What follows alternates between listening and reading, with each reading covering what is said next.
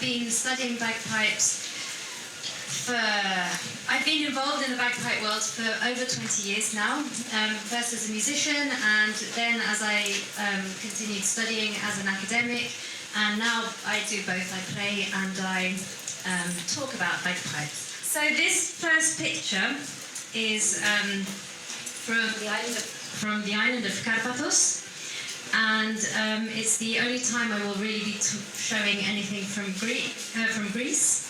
But I thought I would put it up there. It's from the village of Olympos, which has a huge bagpipe culture, well, the whole island of Karpathos and all the 8 islands. And this is one of the bagpipe, the Tsabouna, and this one is from Karpathos, made by Zographidis, who's a fantastic, now deceased maker. And I just thought I'd just show the instrument and the goat that's there. So to start off, what is a bagpipe? I think all of you here might know or have seen a bagpipe, but what exactly is a bagpipe? It's an instrument with a bag. So it's got a bag, and that's the main thing. And what this bag does is that it creates continuous sound. So it's like having your lungs on the outside, and you can control those lungs because you're filling up a bag that then you press onto in order to get the sound out of the different pipes, hence bagpipe. Basically, you blow or you have air that goes into the bag, and then it comes out. And up here on the right, you've got a drone, which doesn't always exist on bagpipes and isn't always a separate element. So if you look at this one, you have one with lots of holes and one with just one hole. And this one hole is a drone that can change note depending on the melody. And then you have the melodic pipe, which is where the melody happens. So here it would be the one on the left with the 5 different holes. And in a lot of bagpipes it's separated, the drones and the melodic pipe. So that's a very basic understanding of what the bagpipe is, but of course it can get much more complicated, and I will show a few of those instruments. So what I'm going to do now is talk a tiny bit about the history, very brief. Then I will just talk about different bagpipes in the world, just like an introduction. And just show you the wide diversity of bagpipes that there are. And at the end I will close with some of my material from my fieldwork. I did fieldwork in Mallorca for a year, and I studied the bagpipes of Mallorca. I will show you how to make the bag of the bagpipe at the very end. Okay, let's start. You've got this guy up here. He's Emperor Nero. Emperor Nero is the oldest really strong evidence we have of bagpipes being played and made. So about 50 to 100 years after his death, the historians wrote about him playing the bagpipes, or an instrument that was described as a bagpipe, and it was called utricularius, from the word utricularia, which meant a bag containing water or air, and in this case it was air. I'm not sure if he played the fiddle, I don't know what the expression is in Greek, but in the UK or in France he was playing the violin when he saw Rome burning. Actually, it turns out he was into really fast racing with chariots and bagpipes. So, yeah, quite a character. We don't hear much about the bagpipes until the medieval ages. So there's a big empty period, and then the medieval ages happen, and there's the massive bagpipe boom. Suddenly, everybody in the whole of Europe, whole of Western Europe, is playing the bagpipe. On the right here, you've got a picture of from the manuscript of the Cantigas de Santa Maria, which, if you are into medieval music, you will know about. And there are many, many drawings of different kinds of bagpipes, of different kinds of people playing the bagpipes. This one is a bit strange. I'm not sure what bagpipe it would be today. But there are many of those. So it just shows that it's an instrument that was played everywhere. And this is just a very strange, I hope I'm not hiding from anyone, but a very strange bagpipe played by an angel with a very, very long drone, which is just on the side of a manuscript. Now, this is a map of Europe. and it goes, well, actually it's a bit shortened, but it goes all the way from India to Ireland. India is the most eastern point if we take us as the centre, and Ireland is the most western point. And then at the north it goes all the way from Sweden all the way down in the south to Tunisia. This is the range of the bagpipes. If you think of the languages and the Indo-European languages, the bagpipes kind of fit more or less that area. There are over 130 bagpipes in the world. Over 130. That is a lot of different kinds of instruments that all have this system. In Greece, there are two main types, of course. There's the one in the north, which is like the gaida, and then there's the one in the islands, which is the tabuna, which is this type of bagpipe. In France, for example, where I'm from, we have over 10 different types of bagpipes. In Spain, there's 10 different types of bagpipes. In the UK, there's 7 or 8 different types of bagpipes. There's not just the Scottish bagpipes. So I have made my life mission to tell people about all the bagpipes that exist. And in order to do that, I founded the International Bagpipe Organisation. So if you're interested, you can look it up. So we have bagpipes from all over the world. But they're all kind of different. And there are some areas that show that this instrument has some broad categories that really are defined depending on the east and west. So the most eastern instrument that we have is Indian bagpipes. The Indian bagpipes are found in northern India, and of course there are Scottish bagpipes found in India because of colonialism and because some of them replaced the instruments that were there, and they were easier because these lungs were on the outside and you didn't have to do circular breathing for some of the instruments. So circular breathing is basically when you breathe in a tube and then you put air inside your cheeks, and then whilst you push the air out, you breathe through your nose and you push the air out, so that basically you have a continuous sound all the time. So in India, there are these indigenous bagpipes these were recorded in 1986. I do not know if they are still played today. That is one thing I would like to research, but I think they are. From what I've heard people say. However, a lot of them are being replaced by the Scottish bagpipes because people feel that Scottish bagpipes are more prestigious, and people pay a lot of money to buy one, whereas these are seen as worthless. The people on the left and this young man on the right are bopas. Bopas are servants of a certain god who play the bagpipe as a service to this god. And they play very, very long ballads going over 3 days and 3 nights.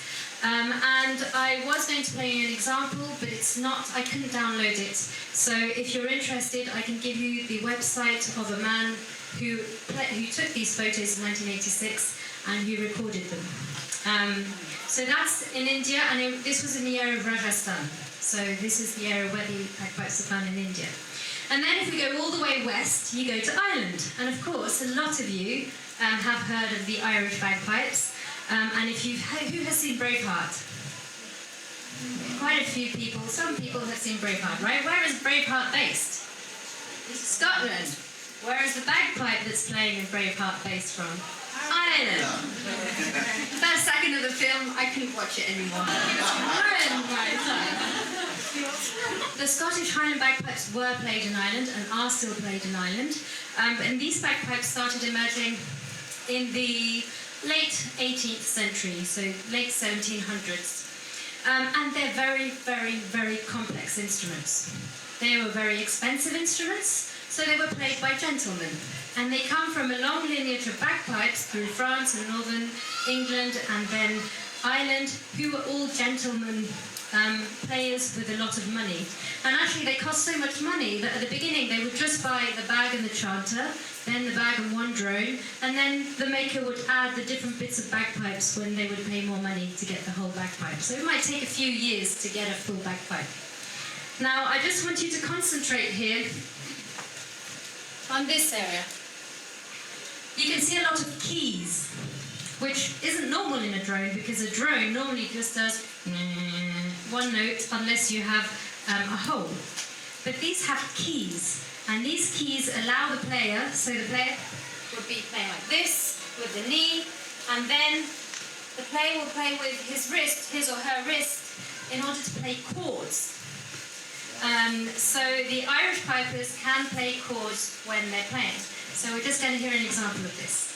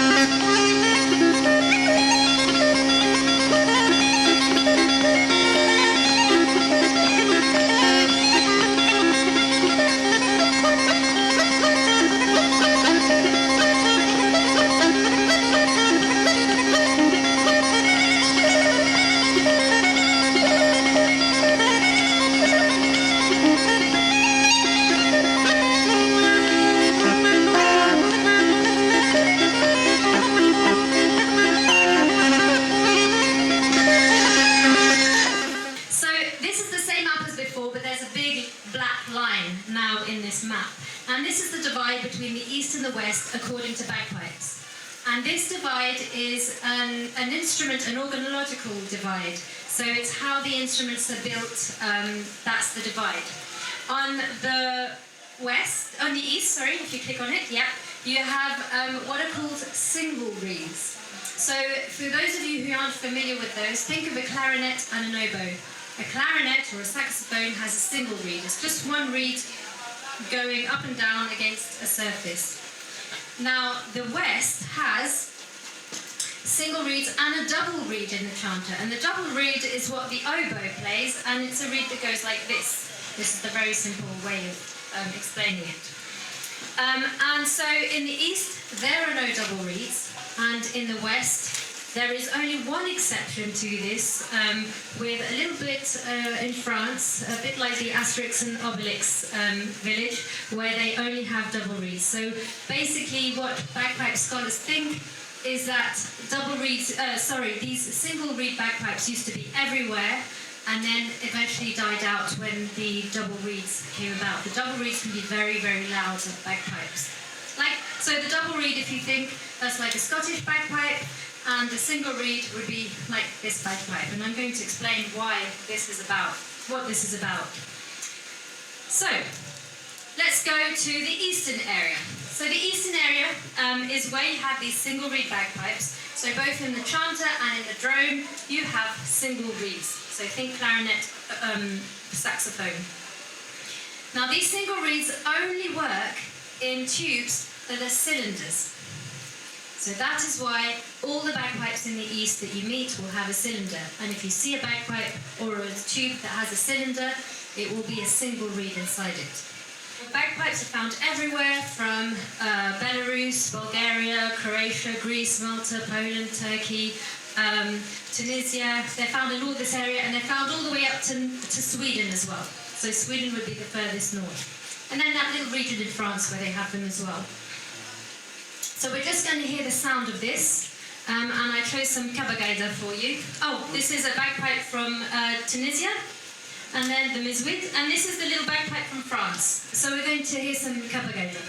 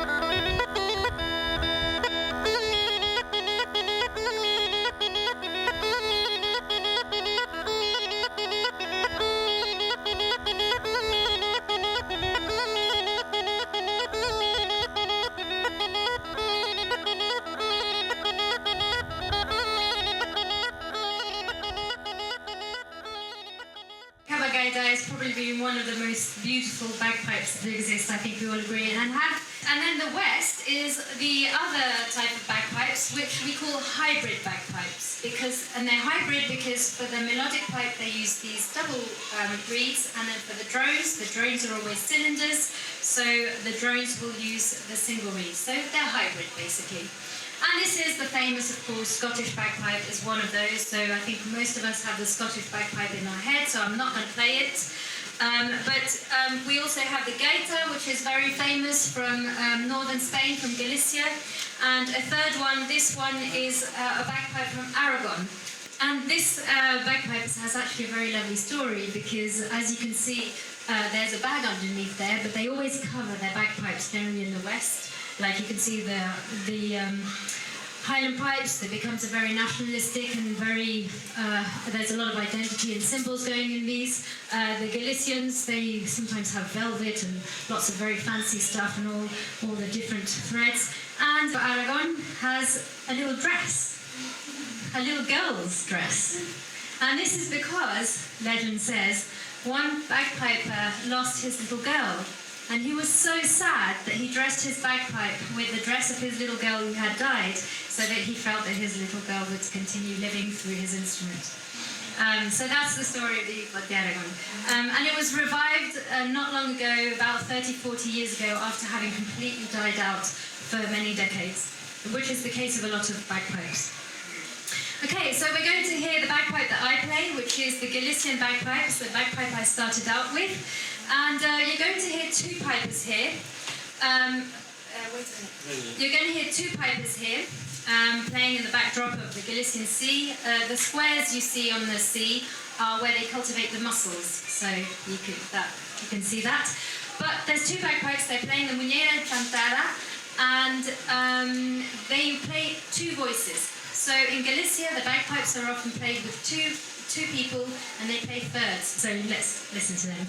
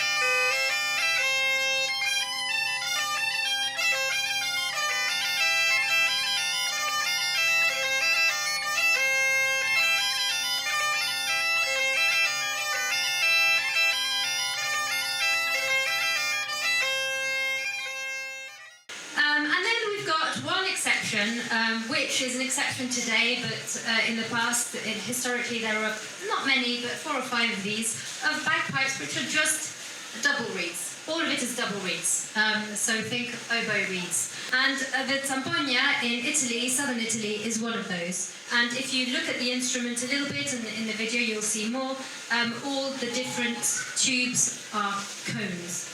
Now, if you look a little bit closer as well, and I'm sorry for those who are a bit far away, but you see there are 2 long cones, 2 long pipes, chanters I'll call them. One of them has holes on the top, one of them has holes on the bottom. And this is because the Italian pipers play on 2 different cones at the same time, 2 different chanters at the same time.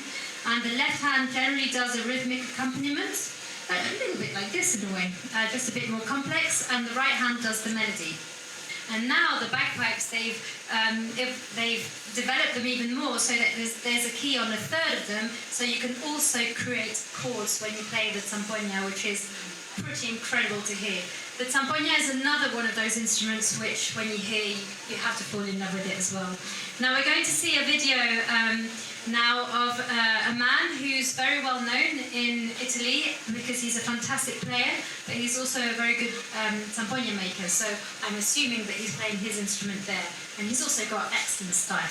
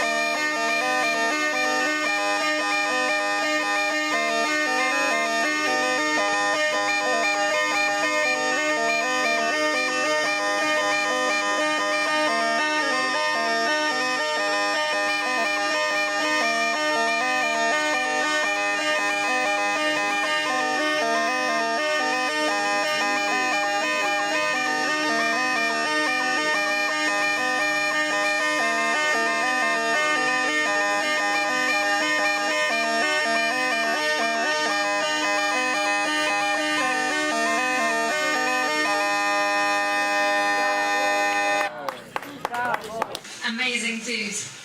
I would like to meet him one day. So what we've seen so far in all the examples are mouth-blown bagpipes. So basically you blow into this bit and you fill up the bag, and that's how you do it. But there are also bagpipe with bellows.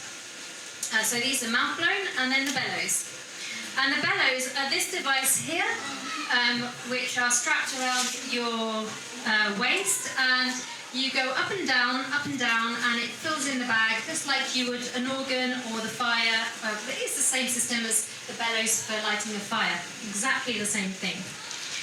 This is an old chap who's playing a French bagpipe from central France. Beautiful, beautiful instrument. We're not going to hear him play, or this bagpipe, but it's one of those French instruments anyway. So what I would like to do is to show you an example of what is possible with bellows, and what is possible with bellows. If you're not blowing into the bag, you can sing. You can sing, absolutely. So you can still sing with these instruments, but you need quite large bags and a bit of resistance, and the people will just empty the bag out and sing. But this does limit the length of singing that you can do. So you will sing a verse and then you will do the interlude. So even mouth-blown bagpipes, of course, have singers. But however, with these you can really develop it.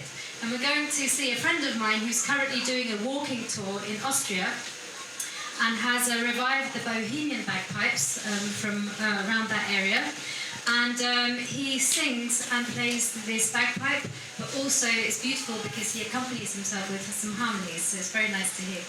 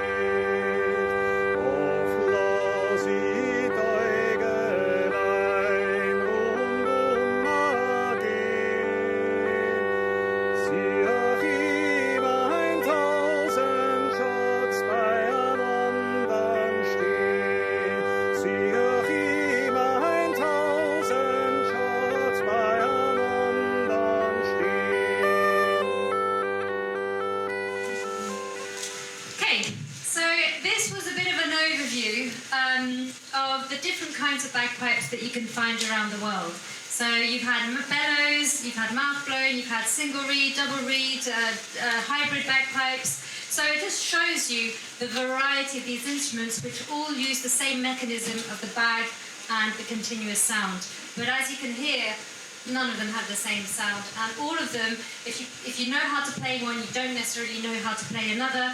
Even manipulating the bag sometimes is complicated because there's different strengths and different techniques. So when you learn an instrument, it really is that instrument that you learn, even if it's okay to transpose to another one, but it's really unique. You're learning a unique instrument.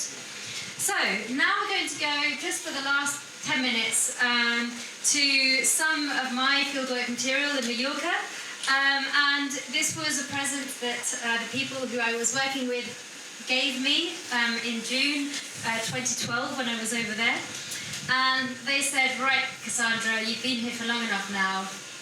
We're going to do this the right way, and we're going to get a goat to do this. So, this is a warning. It's not vegan friendly. In general, the bagpipe world is not vegan friendly. However, I will say this. The farmer who we worked with on that day said that he needs to kill a goat once a week for his business. But that, except for the meat, everything else was thrown away. So he had to do this. No one used the skin because no one wanted to buy it. And everybody was starting to get concerned about the welfare of the animals. But he said, this makes me really happy that people know how to use this skin and can use this skin and use it in a proper way that it was relevant to our culture, which means that I'm killing this animal and I'm not throwing half of it away. I'm actually using all of it. So it's not vegan friendly, but in a way it's, what would you call it? Economical in a way. It's really using everything you have. Okay, so let's start. So if you're squeamish, hide your eyes, but this is what happens for... it happened to this little goat as well. So, he got a 1-year-old bagpipe goat. I haven't shown you an image of Mallorcan pipes yet, but the bag is very big and long. It's basically the whole body of the goat. And he tied it up and was very gentle with it. No one was really traumatized by it, and the goat was very well taken care of. And then, I'm not showing you the whole process, but basically the whole animal is like this, and what he's doing now is called Tony. I'm going to call him Tony. Tony is basically had created a little hole in one of the legs and is blowing up the animal so that the skin detaches from the nerves. And this is so that the skin can be taken away more easily. Okay, next. Okay, so what they do next... Got someone who's squeamish there. Not dead already, yeah, of course. Yes, oh my goodness, yes. Oh, that would be terrible. Okay, so what they do next is that they open it here, and then they separate the hide from this, so this is quite a long, painstaking process. And then what they do is that they hang the goat up like a carcass, like you would see in the meat industry. Okay, oh, yeah, sorry, go back one. He's chopping off the horns. And he's doing this because every single bit of the goat is used, even the hooves, every single thing. And the horns are used in Mallorca to create demon masks. Because in Mallorca there are a lot of demons, and they wear these masks, and these are worn in January, February, around that period, in different villages. So different villages have different demon masks, and they're pretty much all the time real goat horns, okay? So they hang it up and then they pull, you can go further. They pull it until it all comes out, like taking off a jumper, basically. That's what they're doing to the goat. They're taking the skin off like a jumper. When that is done, they've got the goat skin out here, and they start putting salt on it. And the salt is in order to absorb the humidity and to make sure that the skin is dried enough. Now, we did it in June. This is a terrible month to do this, because all the insects are out. So normally you would do this in December when there are much less insects and when the insects can't put their eggs in the hide, in the skin. So we did it then. I actually don't know the outcome of this skin, if it was used or if it wasn't good because of this. But that's the process. And then after that, what they do, a few weeks later, on the left, here they wash the skin. They wash all the salt off. And then they put it over, no, go back. They put it over a big log like this. Now go to the next one. And then they they stretch the skin. So at the bottom here, there's a little circle, metal circle, where they will attach a big stone which will stretch the whole skin. And at the top here, on the cross, they have sewed the skin so that when it dries, it contracts, and the skin actually keeps its shape. And then finally, these are all the stages of the goat skin. So you've got the goat here. You've got the goat with the big stone. So this is the skin we prepared on that day. When that process is finished, the next one here is that skin that's completely dried. And then what they do is that they tie all of the ends and check that the skin is airtight. That's the most important thing, that it's airtight. And then finally they wash it in in water and maybe with a bit of alum as well to tan it. And they attach the different parts to it. It's mostly always the inside of the skin on the outside and the hair on the inside. They cut the hair short and they leave it on the inside. And the reason for that, okay, so sometimes you see people with hair on the outside, but those are the exceptions. The reason for that is that if you have the hair on the outside, it's much easier for insects to get in there and to create then small little holes and for it to get infested. If it's on the inside, there's no issue at all because it's very solid. Now you're lucky because I'm showing you a goat, but in Malta traditionally they used to use dog skins for their bagpipes. Not anymore. Because the problem with dog skins is that once a dog has died, the skin smells more and more and more and more. Whereas a goat, the smell goes away, but a dog, it never goes away. So they stopped using that and they used calf skin instead.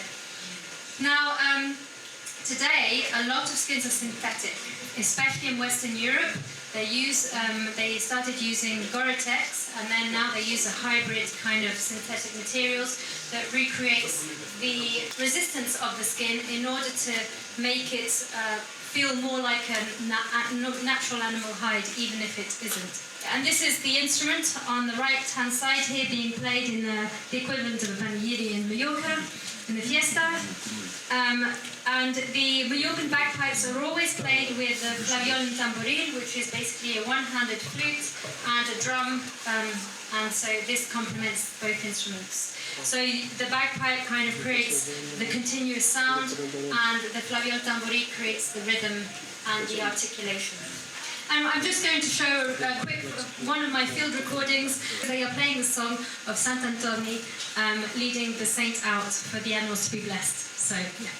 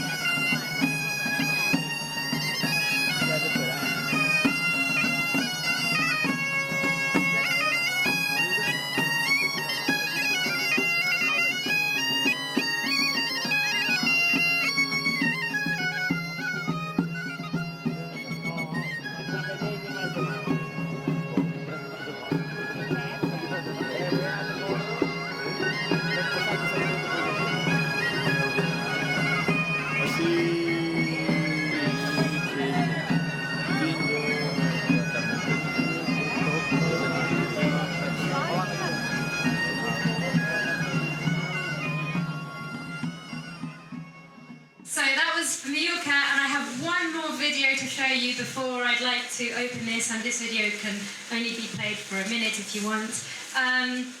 This is what happens when the full goat is on the bagpipe, and this is a Macedonian bagpipe.